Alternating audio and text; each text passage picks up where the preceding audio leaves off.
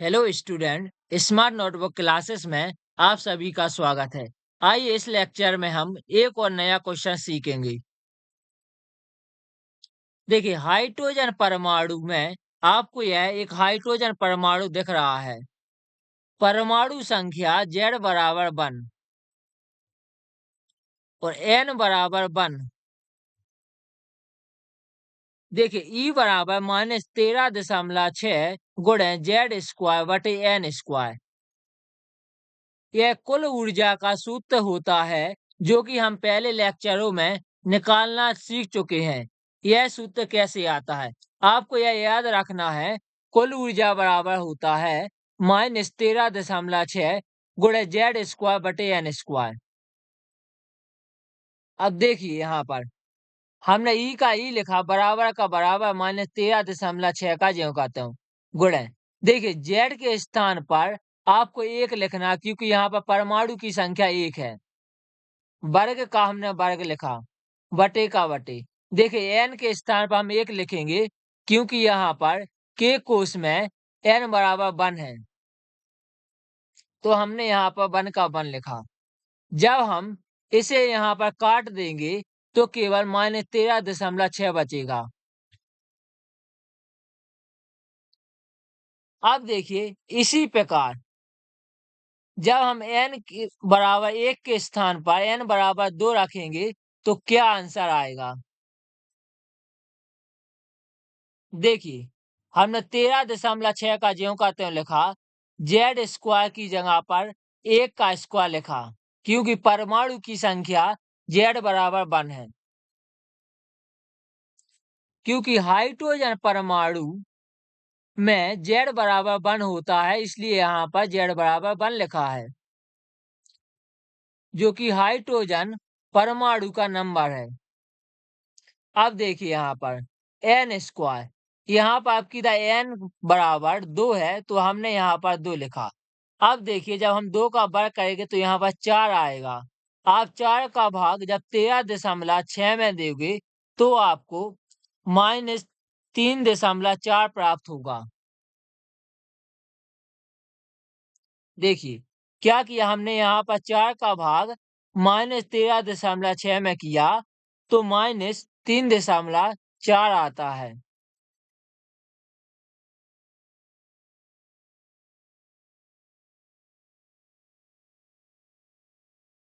अब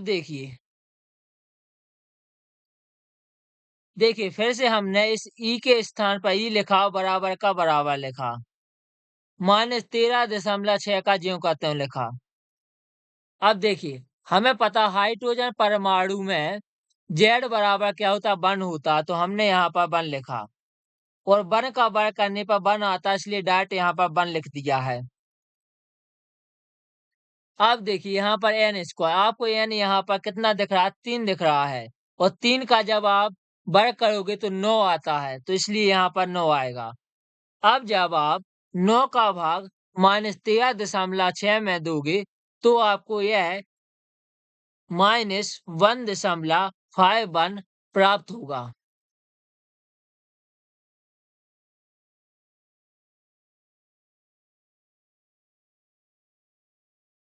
देखिए, आपने जब 9 का भाग यहाँ पर किया तो आपको इस प्रकार प्राप्त होगी कुल ऊर्जा। अब देखिए, n बराबर जब हम 4 लेंगे तो क्या आएगा, -13.6 का ज्यों कहते हो जेड स्क्वायर का जेड स्क्वायर, एन स्क्वायर का एन स्क्वायर। अब देखिए, जेड स्क्वायर के स्थान पर हमें पता है 1 लिखना, 1 का वर्ग 1 ही होता है। अब देखिए, n के जगह पर यहाँ पर 4 लिखा है, तो इसलिए हम 4 लिख लेंगे और 4 का वर्ग 16 होता है। अब जब हम 16 का भाग यहाँ पर -13.6 में करेंगे तो आपको यह संख्या प्राप्त होगी -0.85।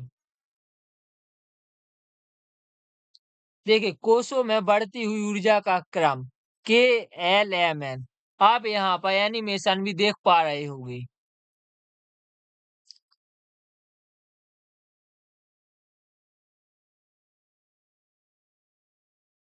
देखिए, यहाँ पर देखिए k की संख्या सबसे छोटी है, -13.6 माइनस का मतलब यह छोटी संख्या है और फिर देखिए यहाँ पर l का मान और कम आया है। फिर देखिए m का मान यहाँ पर और कम आया है।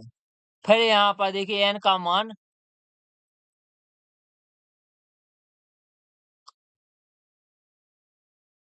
यहाँ पर आपको मान बढ़ता हुआ दिख रहा होगा। k का मान सबसे छोटा है। यहाँ पर फिर देखिए l का मान और बड़ा हुआ है। यहाँ पर m का मान और बड़ा। फिर n का मान सबसे बड़ा। देखिए कोषों में बढ़ती हुई ऊर्जा का क्रम इस प्रकार होता है।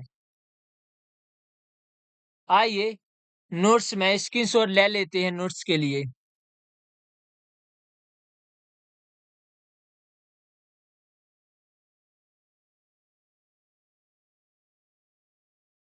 आप इस प्रकार प्रश्न उतार लोगे और यहाँ से लिखना स्टार्ट करोगे उत्तर। देखिए यहाँ से उत्तर लिखोगे आप। देखिए दूसरा स्क्रीनशॉट यहाँ पर लेंगे आप। इस प्रकार आप इस उत्तर को कंप्लीट कर लोगे और नोट्स में लिख लोगे।